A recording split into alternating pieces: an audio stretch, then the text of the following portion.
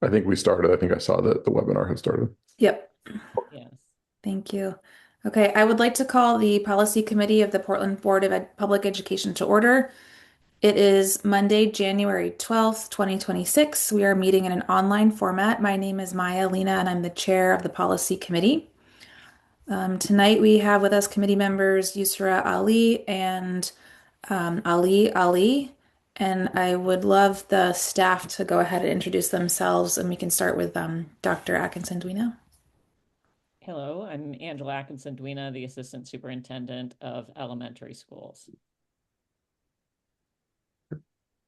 Hi, I'm Jesse Applegate, Senior Director of Special Education and Student Support.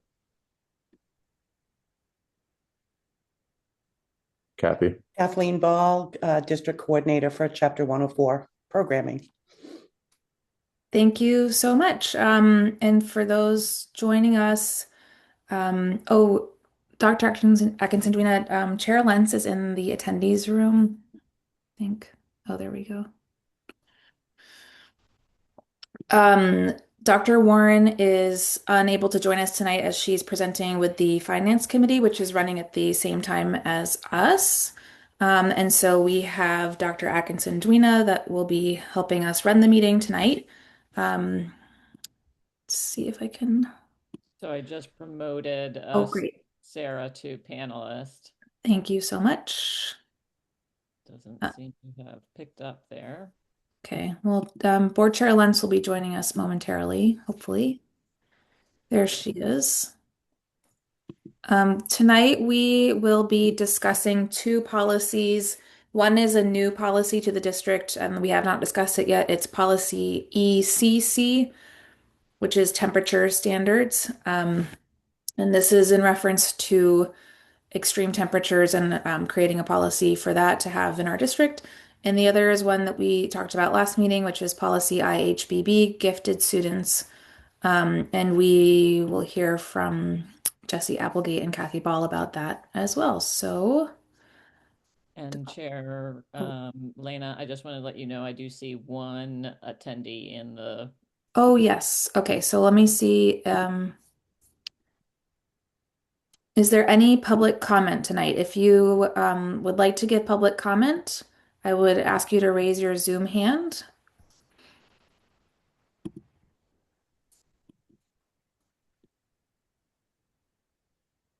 Okay, it does not look like that we have anyone giving public comment tonight, so I will go ahead and close public comment. Thank you for that, and then we can go ahead with the presentation. Okay.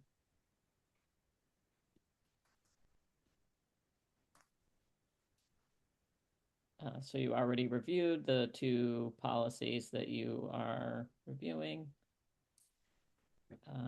I can go ahead and speak to this part.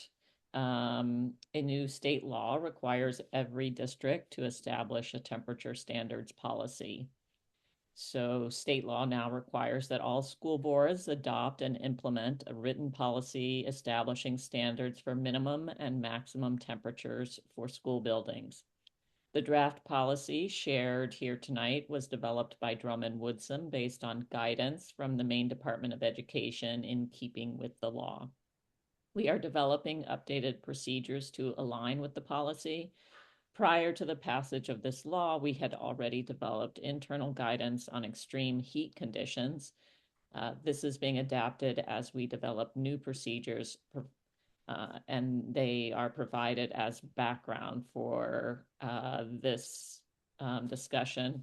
I'll just add that for the last 2 years, the reason that we started to develop procedures for this is because during the summer, many of our buildings operate without air-conditioned spaces. So for summer programming, and also for our staff who work in the building, our facility staff and our food services staff, the heat index and the temperature can be, a source of concern. So we've had to pay attention to that. So we did develop some policies that we could use. The other place where this has come into play is on our buses, actually. and the heat during transporting students during the summer. So it is something that we have felt a need for. We haven't, the law does require minimum temperature as well. So that's included here. And the upper maximum, I think, in the policy that you see before you is set at 82, and then the minimum is set at 65 degrees. And so for tonight, the committee can discuss and vote on this draft policy tonight, or pose questions and vote the next time. I can keep track of those questions that come up. Note that the policy is intentionally high level. More detailed procedures should be included in the rules. The committee should review the policy and determine if it sounds right for Portland Public Schools, or if there are any changes that might be needed, or legal implementation related questions that need answers. In particular, the committee should consider whether the proposed minimum 65 degrees Fahrenheit and maximum 82 degrees Fahrenheit temperatures are appropriate. Okay, so that's. Yes, Board Member Yusra Ali. I just had one clarifying question. You said there is no designated air-conditioned areas. What does that mean? So we do have, most buildings do have, like, the office area is air conditioned or climate controlled, I think probably is proper during the summer, but areas where students and like summer program participants or rec participants might be having their activities don't have any cooling abilities.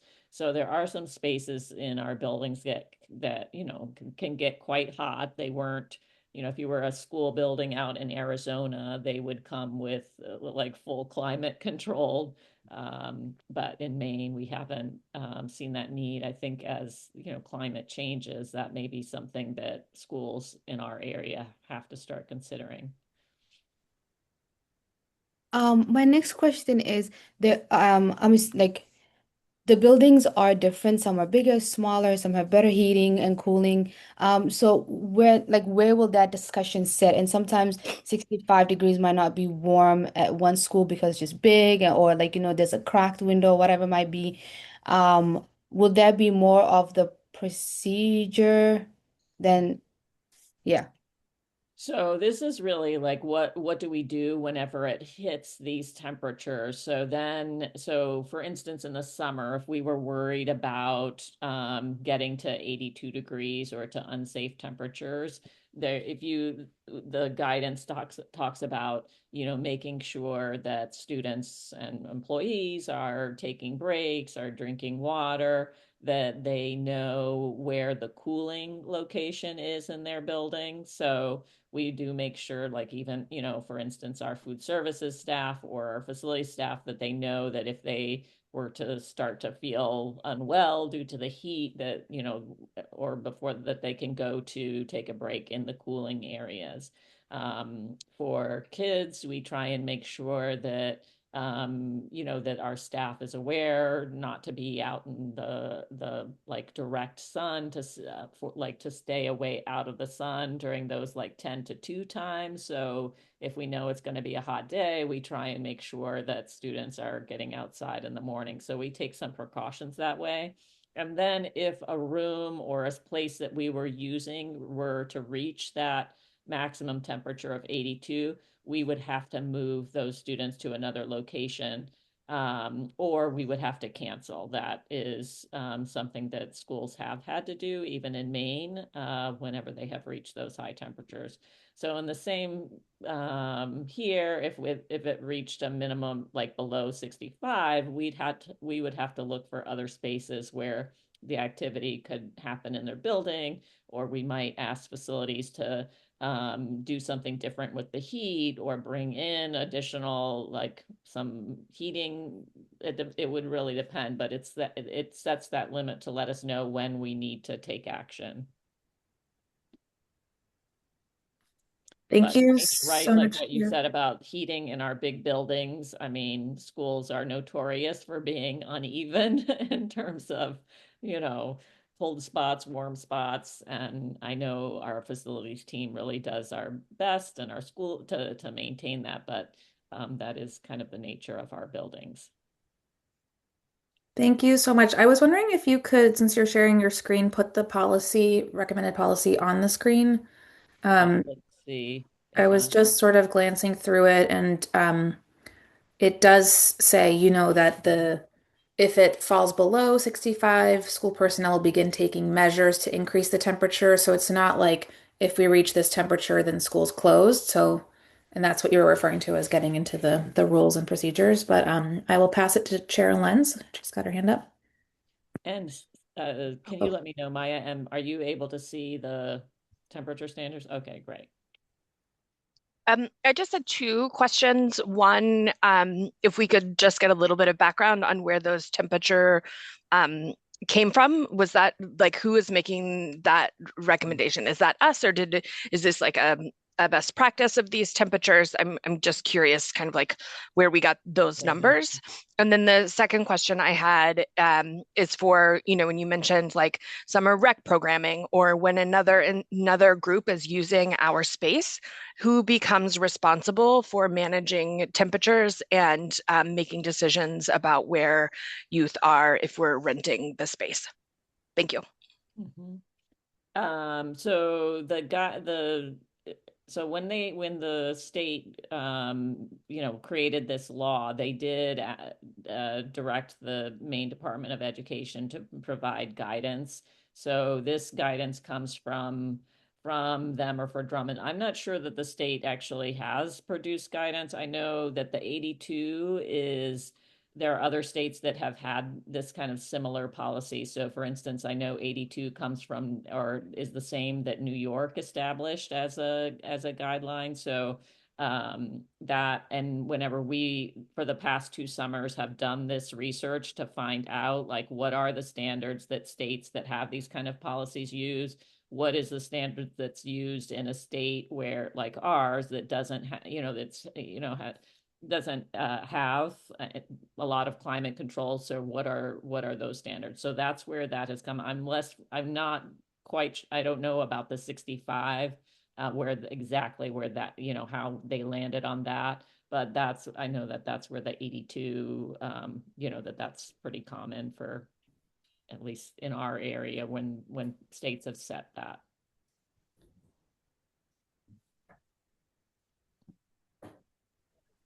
Are there any other questions from board members about this policy? Sorry, could we just go back to the second question that I asked Oh, around? yes, No, sorry. that's okay. Just around like if we're renting a space or, rec that regularly uses our space, who becomes the decision maker then?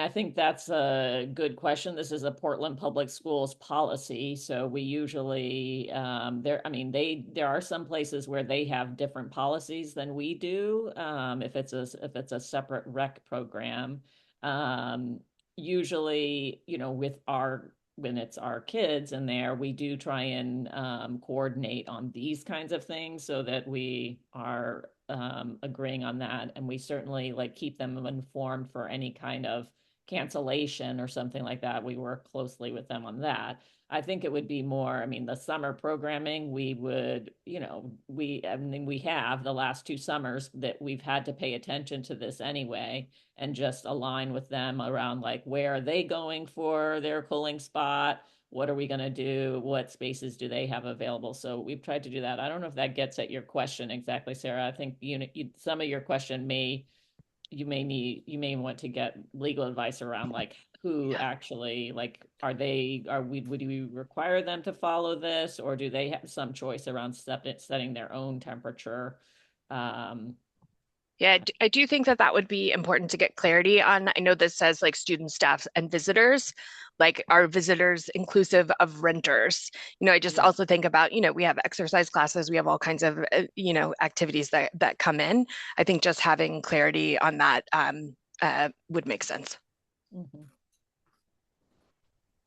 I had one additional question. You mentioned earlier, Dr. Atkinson, we know that this has become or has been an issue sometimes with vehicles, and I'm wondering if we might want to include that wording in the purpose, keeping all school buildings and vehicles at temperatures that provide comfortable and safe, healthy learning and working environment. Mhm.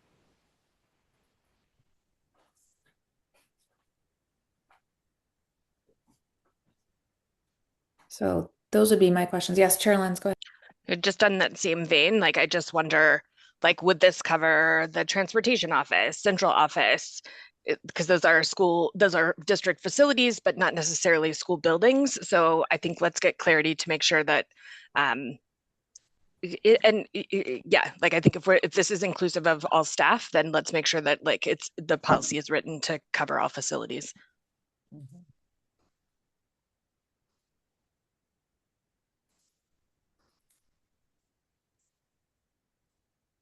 Great questions. So it sounds like we are going to be continuing to take feedback to do some revision. So if anyone else has questions or feedback on what they would like to see for next meeting, please speak now.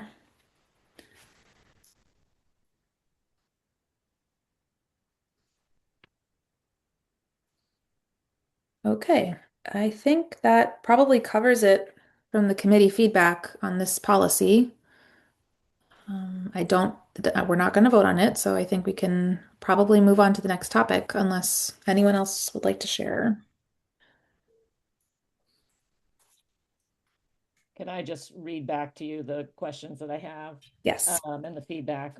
Would this policy apply to renters or people who are using our space? Would this cover all PPS buildings? I put as example our transportation offices or food services, Mhm. preparation areas, and should we consider adding vehicles like buses to this policy? Yep, that's what I have too. Great. All right. Thank you so much. Okay, I think we can move on to policy IHBB. Thanks, everyone. I'll go ahead and the committee will discuss possible updates to policy IHBB, gifted students. At the last meeting, Jesse Applegate and Kathy Ball, thank you for being here today, provided an overview and an update on the district's work related to policy IHBB, chapter 104. Which is the state's chapter that spells out how schools should serve gifted and talented students. The team recommended a possible policy update that commits the district to moving to universal screening for the purpose of identifying gifted students. Not all students in our district are currently screened. An example of such language could be Portland Public Schools will implement universal Chapter 104 screening of all students as soon as reasonable in order to ensure equitable identification procedures and access to services. This or any other desired changes should be made via amendment, or the committee could request legal programmatic input based on questions raised in discussion. Okay. And is there a section, is there another handout that you want me to put on the screen? Want me to Well, bring? that's I mean, you can put that up. That's the current policy. I was wondering, there was language that Jesse Applegate shared via email to me, and I think Dr. Atkinson, Dwayne, you were on that email as well, of Yeah. a sort of proposed amendment to the policy. It's a combination of what he presented last week with that language that was just shared. So that would be something that could be helpful to see. Um, if if you can't do that, I might be able to I find it. can, Or I'm happy to let me get that somewhere where I can share it easily with on the screen, if that's okay. That would be yes, great. Okay, just give me 1 second here. thank you so much. Of course.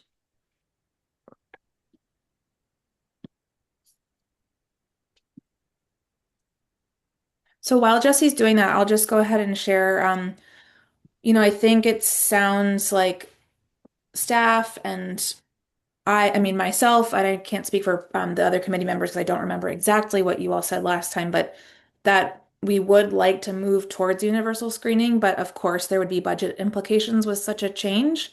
And it, would make sense to have the universal screening put into the policy language, but the challenge with doing something right now like that or like that right now is that we don't know exactly how much it would potentially cost. And then if we make it policy right away, then we'd have to move forward with that immediately. So that is a challenge in terms of the timeline of it.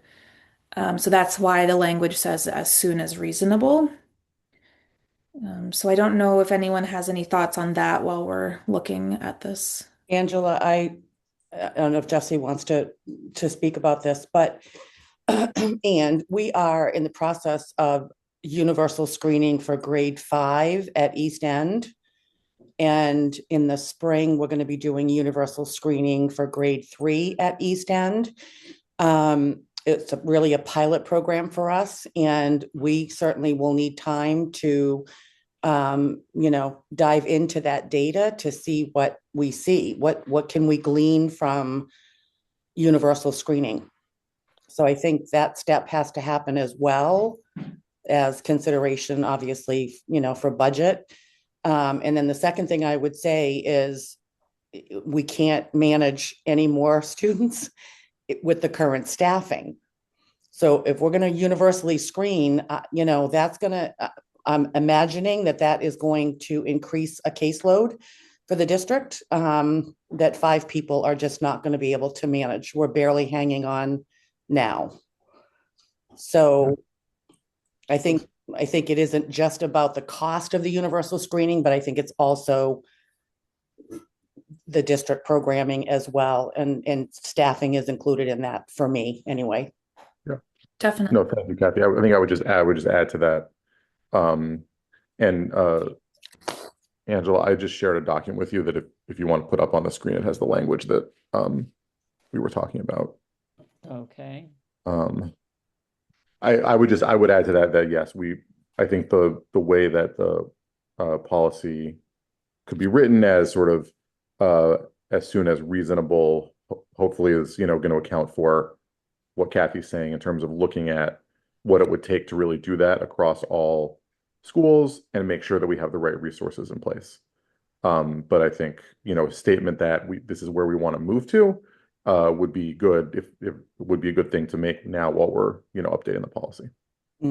So here's how it's written. I can read it out loud. Portland Public Schools will maintain a program for gifted and talented students that is in compliance with all applicable laws and regulations. The superintendent or their designee will design and implement this program. The district will implement universal Chapter 104 screening of all students as soon as reasonable in order to ensure equitable identification procedures and access to services. So my only concern is just, the language of as soon as reasonable being a little bit vague with regard to creating a policy. But I do see the reason to have it in there. So I'd welcome any feedback or thoughts on that.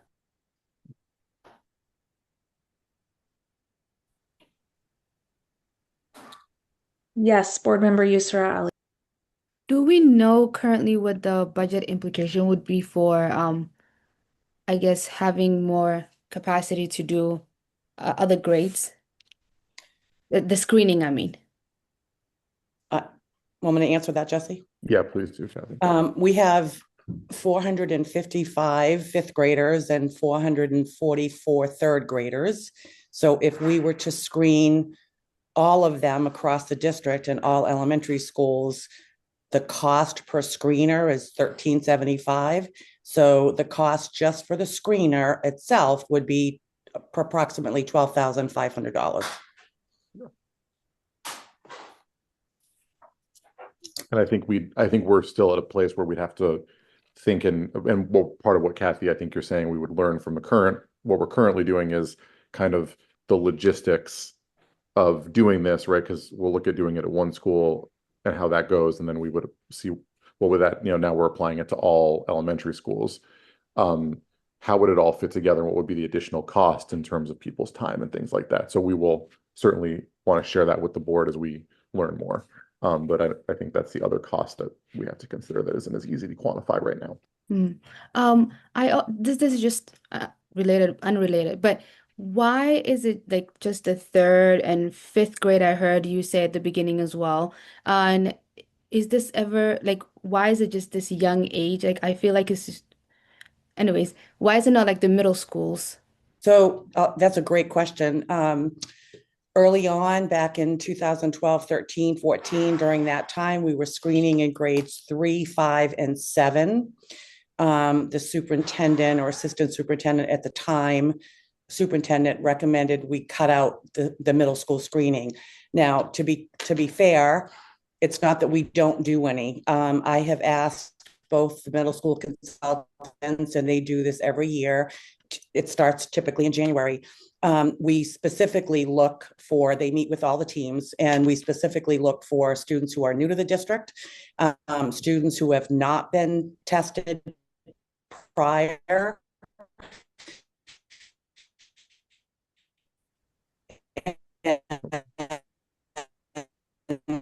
the teacher team and caseload and review that list of students who they are also, at that point feel should be screened. So we still do it at the middle school. The last 2 years, 3 years, I think we've done probably 30 or 40 at the middle school each year.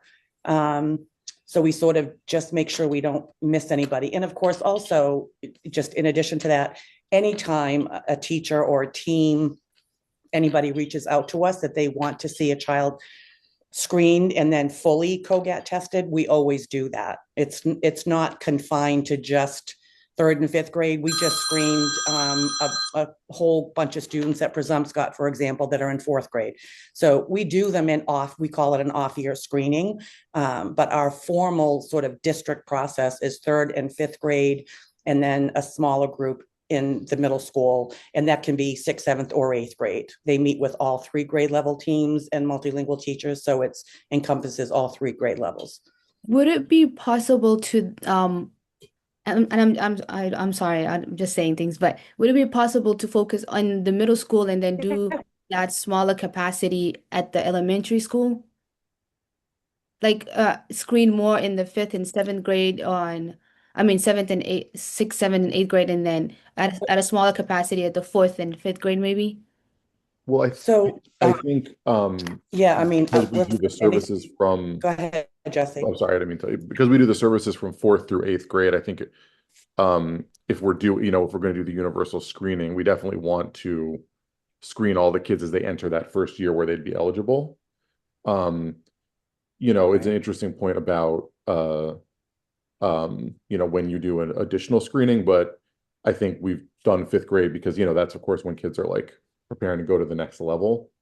I think if we were doing universal screening, in those grades, then we would be capturing, kids Right. that we need to, and then there might still be a little bit of what Kathy's talking about, but I think it would be okay in terms of making sure we were getting everyone if we had it set up that way.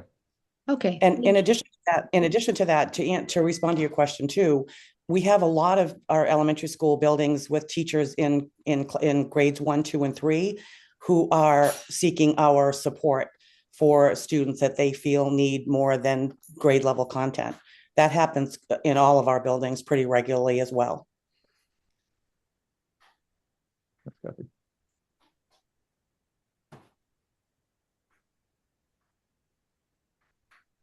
Chair Lens. This is just I had 2 questions. One is just additional expenses for if you need to expand the team because the caseload will be bigger, right? So that's like a different category of expense than you were referring to. So I'd just be interested in that. And then I would just like encourage this committee to think about if there are ways that we could adjust the language so that it does that it is a little bit more inclusive, because I do think that this is a specific way of naming gifted and talented students, but like all of our students hold talents and special skills that may not be measured in this way. So I just wonder if there's a way that we could adjust the language here, that like this is a specific program that is state mandated. We don't have to put all of that in, but just like a little bit more like nuance to capture kind of like the diversity within our school. And Sarah, I don't think you were with us at the very beginning, but that's one of the things that I think my personal sense is that it does need to change. We don't refer to it as gifted and talented any longer. We refer to it as Chapter 104 programming. And that's explained to families from the very onset of communication with them. Thank you for that feedback.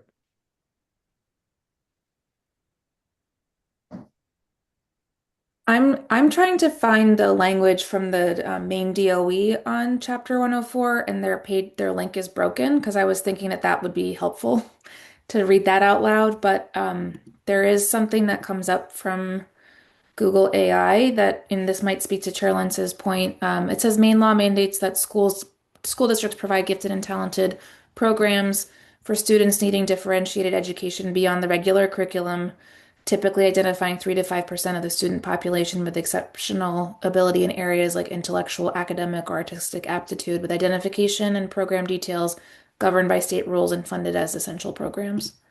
So it does give a little more nuance to it.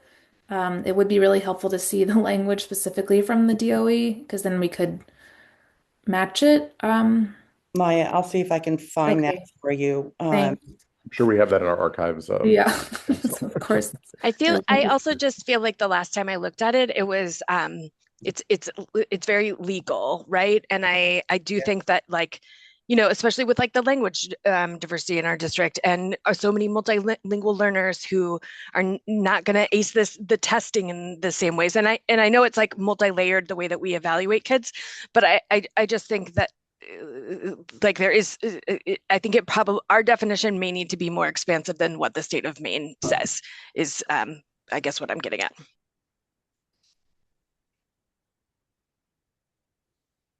I'm also not able to access the laws and rules at the state site. Yeah.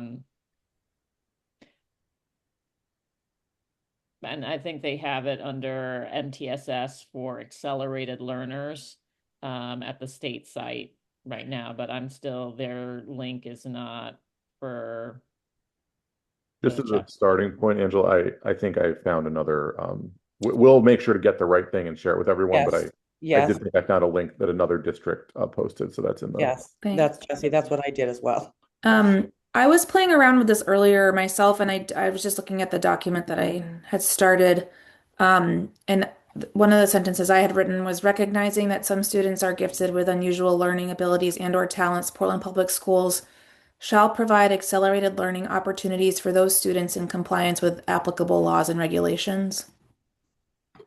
I don't know if I can put that in the chat. That might be, we'll get there. But.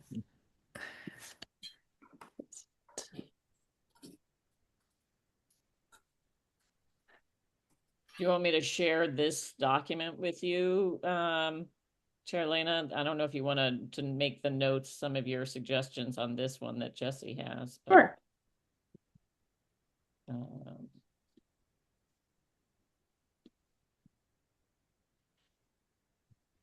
I think I understand what you're saying, Chair Lenz, but I also know that this policy is specifically based on the recommendation by the state law. So it's like specifically based on identifying through this screening process. So I don't know. It's not really, Maya, because that's up to us. Well, we have to, okay, I see what you're saying. You know what I mean? They require us to have one, but how the program is implemented, what screening criteria we use, what tools we use, all of that is entirely up to the district. And do we have an R version of this policy? Do we have rules that are specific to this, or that's published? Is there like a program guide or something like that?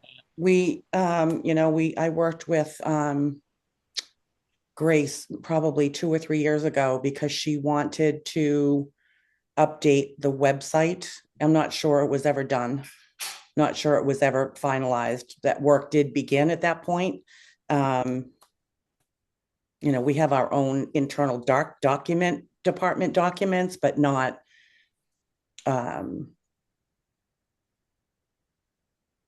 Yeah, I mean, nothing formal, if you will. I guess I would also offer, I think since this is the policy rather than the sort of, specific procedures, it sounds like Right. part of what we're saying is making sure that you know, we're we're we're thinking about, sort of making sure all kids could have access to, the learning, and a little bit less of a focus on how the Yeah, the law part is written, where it's like there's a specific group of kids that you identify and you're serving them. And I think we're all feeling like, and the we way don't that do, Patty's been having the program run, we we're don't gonna do be that. more expansive than that. So I Right. bet there's a way we can capture that sentiment in the policy, while still, then leaving room to create the specific procedures that we're using to do this.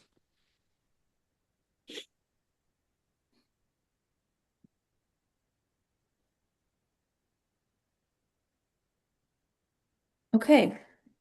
Is there anyone else from the committee that has questions or thoughts on this policy?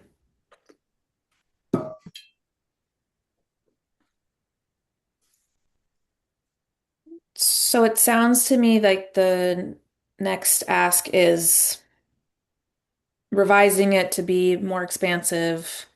Um, I think that's all. Yeah. Why don't so it sounds like we'll take the feedback from the Right. committee tonight, and we'll incorporate it into a Yes. new draft of this. That sounds. Yep. Perfect. Thank you so much. Of course. Thanks everyone for their feedback. Yeah. Okay, that's all that we had on our agenda tonight, everyone. It's great. Enjoy your little break, and oh, I need to close the meeting. Hold on. I have to officially do it. I'd like to make a motion to adjourn the meeting. Is there a second? Yes, Board Member Yusra Ali, thank you. Okay, we are now adjourned. Oh no, please raise your hand. If you would like to, all in favor, show your hands. Yes, okay. Now we are adjourned at 6:41 p.m. Thank you so much, everyone. Thank you. Thank you.